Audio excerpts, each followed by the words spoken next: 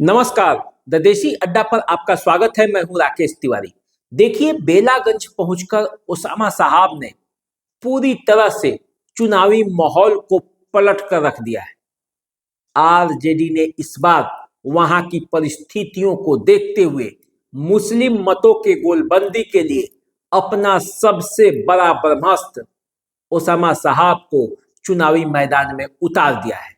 Osama साहब बेलागंज में सुरेंद्र यादव के पुत्र विश्वनाथ यादव के समर्थन में चुनाव प्रचार करने गए हैं। आरजेडी के प्रत्याशी विश्वनाथ यादव की स्थिति इस बार बेलागंज में वैसी नहीं थी जिस तरह से आरजेडी की स्थिति वहां रहती है। बेलागंज को आरजेडी का गढ़ माना जाता है। पिछले 7 बार से यहाँ पे सुरेंद्र यादव विधायक रहे हैं। उन्होंने जहानाबाद से सांसद का चुनाव भी जीत लिया।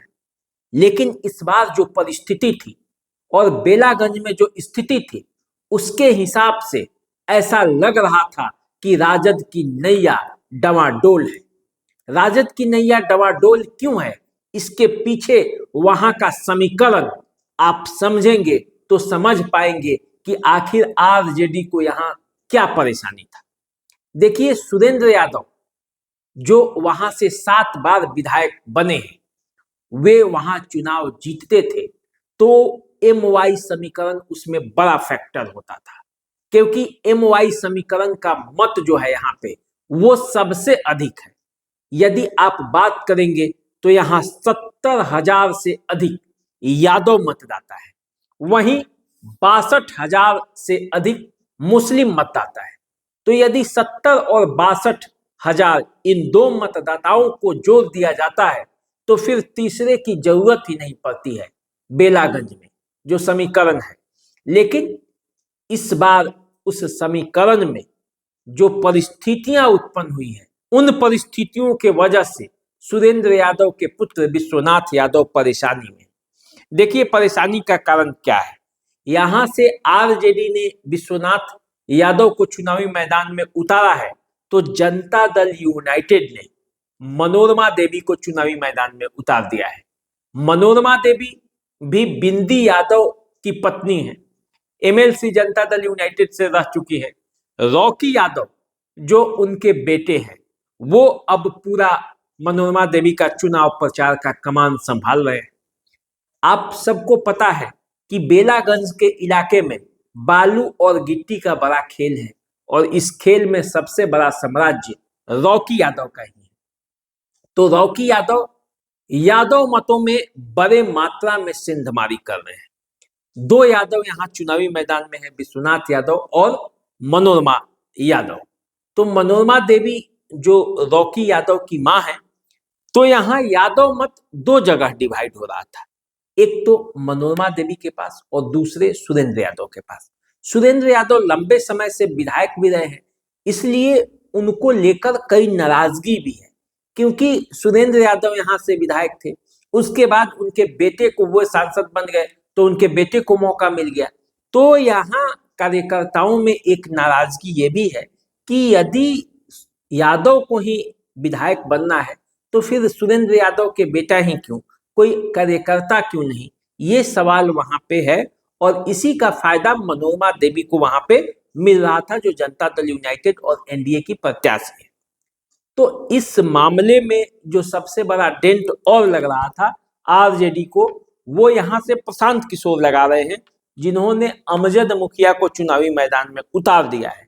तो मुस्लिम का एक चेहरा, मुस्लिम को प्रतिनिधित्व देने का ऐलान जो प्रशांत किशोर ने किया है, और जिस तरह से मुसलमानों को उन्होंने समझाया है कि इतने वर्षों से आप सबके पीछे रहे हैं, आखिर आप कब प्रतिनिधित्व अपना दिखाइएगा, कब सामने आइएगा। और ऐसे में मुसलमान गोलबंद होकर अमजद मुखिया के पक्ष में जा रहे थे।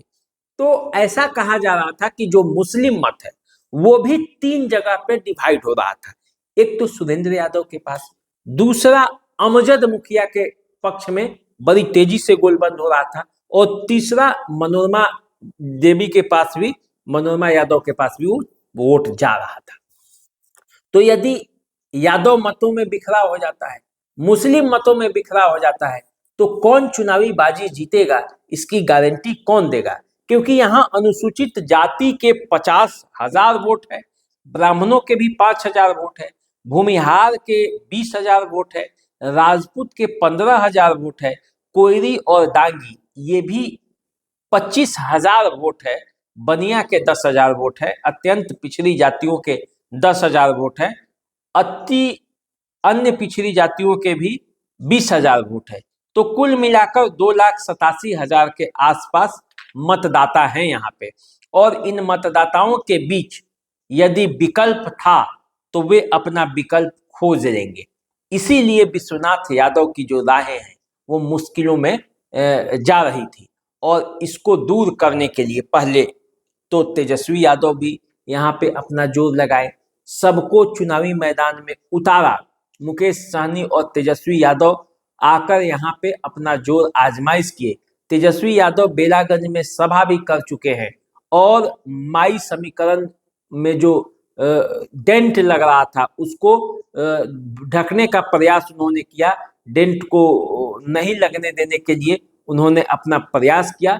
तेजस्वी यादव आकर हुंकार भर चुके हैं, लेकिन इस पर भी लगा कि कहीं हो सकता है कि ऐन मौके पर मुस्लिम समुदाय कहीं अमजद मुखिया के पक्ष में गोलबंद न हो जाए, और यदि अमजद मुखिया के पक्ष में गोलबंदी हो गई तो फिर जो है यहाँ की लड़ाई बड़ी मुश्किल हो जाएगी विश्वनाथ यादव के लिए भी और मनोरमा देवी के लिए भी। तो ऐसी स्थिति में अब त्रिकोणीय जो लड़ाई है उसको दो ध्रुव पर लाने के लिए आरजेडी ने ओसामा साहब को चुनावी मैदान में उतार दिया है। अब आप जानते हैं कि वो चुनावी मैदान में उतरकर विश्वनाथ यादव के लिए प्रचार कर रहे हैं। 12 गांव भी गए हैं जहां पे मुस्लिमों की अच्छी खासी आबादी है, और इसी जगह पर प्रशांत किशोर भी अपने सभा कर चुके हैं, बातचीत कर चुके हैं मुसलमानों के साथ, और उस समय भी काफी संख्या में भीड़ थी यहाँ पे। रॉकी यादव भी यहाँ पे गोलबंदी के पक्ष में लगे हैं, क्योंकि वो कहते हैं कि नीतीश सरकार ने जिस तरह से मुसलमानों के लिए काम किया है आज तक किसी सरकार ने किया नहीं। लेकिन अब राजद वहां अपने सबसे बड़े नेता मुस्लिम चेहरा में मोहम्मद शहाबुद्दीन के पुत्र ओसामा साहब को चुनावी मैदान में उतारकर मुस्लिमों को एकजुट करने की जवाबदेही सौंपी है, और ओसामा साहब अपने काम पर लग चुके हैं, वहां पहुंच गए हैं। और ओसामा साहब के पहुंचते ही वहां मुस्लिम समुदाय ने जिस तरह से उनका स्वागत किया और जिस तरह से उनको हाथों हाथ लिया है, उसको देखकर लगता है कि ओसामा साहब चुनावी बाजी पलट सकते हैं। लेकिन अभी 11 तारीख तक चुनाव प्रचार होने हैं, और 11 तारीख के बाद 13 नवंबर को यहाँ पे मतदान होगा। तो अभी जो समय है उस समय का सदुपयोग कर ओसामा साहब किस तरह से बेलागंज की चुनावी राजनीति को बदल पाते हैं, क्या करेंगे, ये तो आने वाले समय में पता चलेगा, क्योंकि ये ओसामा साहब के लिए भी परीक्षा की घड़ी है। सिवान से वो चलकर बेलागंज यदि आए हैं और यहाँ के मुस्लिम मतदाताओं को मनाने में जुटे हैं, तो आरजेडी का जो यहाँ का चुनावी परिणाम होगा वो ओसामा साहब के कैरियर पर भी एक बड़ा सफलता या असफलता का कहानी लिखेगा। क्योंकि ओसामा साहब भी अब कैरियर की शुरुआत करना चाहते हैं, राजनीति में अपना हाथ आजमाना चाहते हैं, और ऐसी परिस्थिति में यदि समीकरण सब सेट हो गया और बेलागंज में जो बिगड़ता हुआ समीकरण था उसको ओसामा साहब सेट करने में सफल हो गए, तो समझिए कि आरजेडी में उनका दबदबा बढ़ जाएगा। और इसी बात को लेकर ओसामा साहब बेलागंज के गलियों में घूम रहे हैं, लोगों से मिल रहे हैं, उनसे अपील कर रहे हैं कि आरजेडी के पक्ष में गोलबंद हो जाइए और विश्वनाथ यादव को भारी मतों से विजयी बनाइए। तो देखिए ओसामा साहब का जो ये प्रयास है वो कुछ कितना सफल हो पाता है, कितना असफल हो पाता है, ये तो आने वाले समय में पता चलेगा। क्योंकि 13 नवंबर को मतदान और फिर 23 नवंबर को जब रिजल्ट आएगा तभी पता चल पाएगा कि आखिर ओसामा का जादू बेलागंज में कितना चला या नहीं चला। तो चलिए आप हमारे साथ बने रहिए, चैनल को सब्सक्राइब कर लीजिए। आपका क्या विचार है वो भी हमें कमेंट के माध्यम से बताइए। अभी दीजिए इजाजत, नमस्कार।